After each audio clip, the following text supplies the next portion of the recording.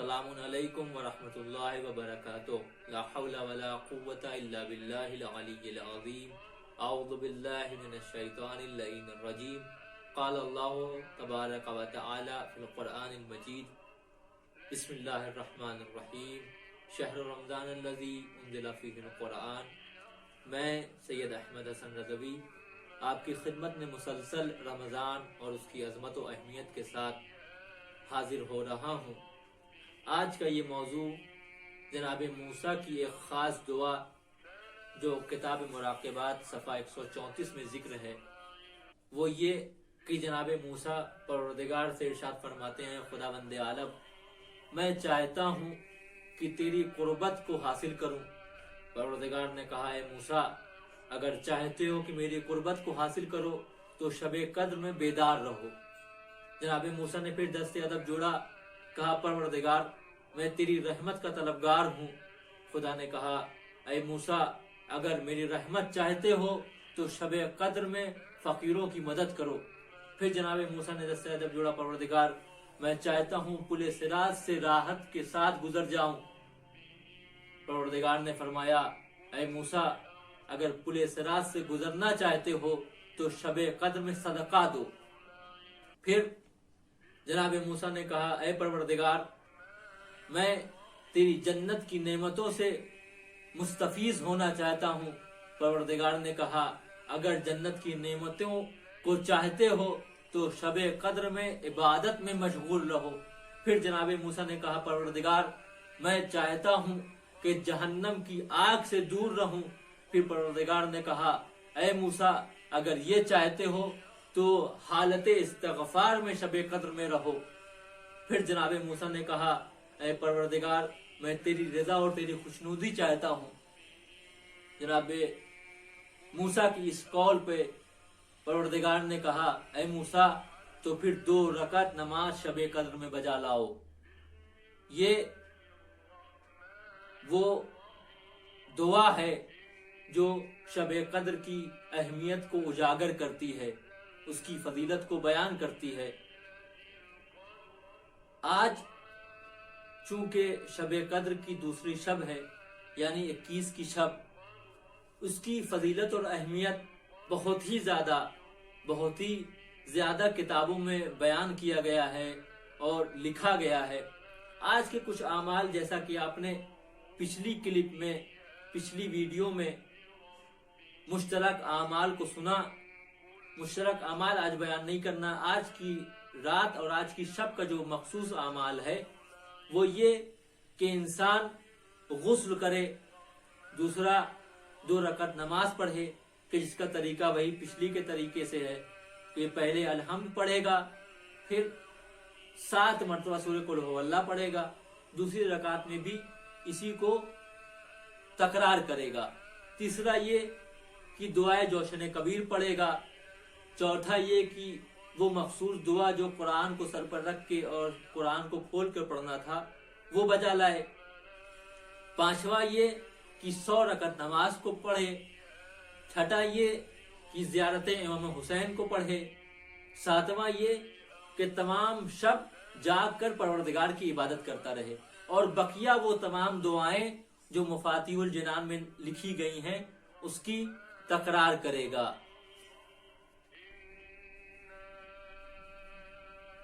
پھر آج کے مسئلے کی طرف چلتے ہیں، وہ یہ کہ اگر ضعیف اپنی ضعیفی کی وجہ سے روزہ نہ رکھتا ہو اور رمضان گزر جائے، رمضان گزرنے کے بعد بھی روزہ نہ رکھ پا رہا ہو، یعنی اس کی قضا نہ کر پا رہا ہو، تو وہ کیا کرے؟ یعنی اس کے لیے دشوار ہے روزہ رکھنا۔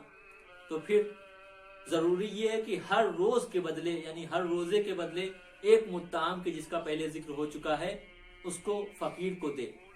دوسرا مسئلہ یہ کہ ماہ رمضان میں سفر کرنا کوئی مشکل کا باعث نہیں بنتا، یعنی سفر کرنا کوئی مشکل نہیں ہے، سفر کرے انسان، لیکن انسان اگر روزے کی چاہتا ہے کہ روزے کو نہ رکھے، روزے سے فرار اختیار کرتا ہے، اس کی وجہ سے سفر کر رہا ہے، تو یہ کام کرنا مکروہ ہے۔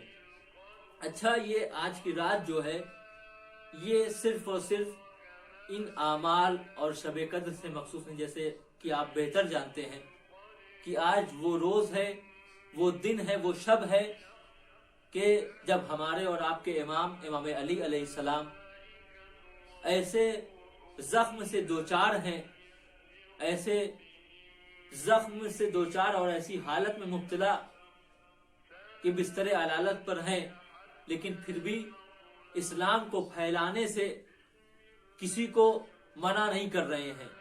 جو بھی آ رہا ہے سب کو اس کے سوال کا جواب دے رہے ہیں، جس کے جو مشکلات ہیں اس کو حل کر رہے ہیں۔ مولا کے پاس اسبغ بن نباتہ آتا ہے۔ امام حسن سے روایت ہے کہ گھر سے مولا باہر نکلے ہیں اور دیکھا ہے اسبغ بن نباتہ گریہ وزاری کر رہا ہے۔ امام حسن نے پوچھا، اسبغ کیا ہوا، کیا بات ہے، اتنا گریہ کیوں کر رہے ہو؟ اسبغ نے کہا، مولا میں چاہتا ہوں کہ مولا کائنات کو دیدار کروں۔ امام حسن گھر میں تشریف لے کر گئے اور جانے کے بعد امام علی سے اجازت لی، اسبغ کو اندر بلایا۔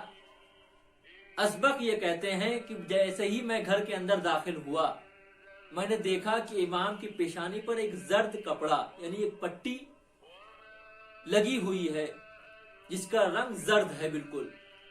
اسبغ گئے اور جانے کے بعد امام کے قریب بیٹھ گئے اور زاروں قطار رونا شروع کر دیا۔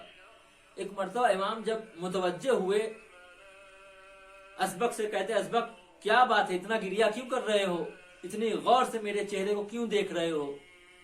اسبغ نے کہا، مولا میں سمجھ نہیں پا رہا ہوں کہ آپ کے چہرے کی زردی زیادہ ہے یا اس پٹی کی زردی زیادہ ہے۔ یعنی چہرے کا رنگ بھی ویسا ہی ہے اور جو یہ پٹی لگائی گئی ہے اس کا بھی رنگ ویسا ہی ہے۔ اسبغ یہ سننے کے بعد خاموش ہو گئے۔ پھر اسبغ نے ایک اور سوال کیا، مولا میں ایک بات آپ سے کہنا چاہتا ہوں۔ امام نے کہا، ہاں اسبغ بولو، کیا بات ہے؟ اسبغ نے کہا، مولا ہمارے جیسا چاہنے والا آپ کو تو بہت مل جائے گا، لیکن آپ جیسا امام ہمیں کہاں ملے گا۔ اسبغ کا یہ جملہ سننا تھا کہ مولا گریہ کرنے لگے۔ کچھ دیر کے بعد ایک طبیب آیا، دق الباب ہوا، طبیب گھر کے اندر آیا اور آنے کے بعد امام کی جب اس کیفیت اور اس حالت کو دیکھا ہے تو امام سے کہتا ہے، امام معذرت کے ساتھ آپ اپنی وصیت کو شروع۔ مولا اپنی وصیتوں کو بیان کیجئے۔ مولا نے جب یہ جملہ سنا ہے طبیب سے کہا ہے، طبیب ذرا آہستہ بولو، میری زینب نہ سن لے، زینب اگر سن لے گی تو گریہ و کوہرام برپا ہو جائے گا، میں کہوں گا میرے آقا، اے میرے مولا آپ نہ ہوں گے، کربلا کا میدان ہوگا، شہداء کے لاشیں ہوں گے، زینب ہوگی اور تمام مصیبتیں۔ صدق اللہ العلی العظیم و صدق رسولہ النبی الکریم۔ التماس دعا، خدا حافظ۔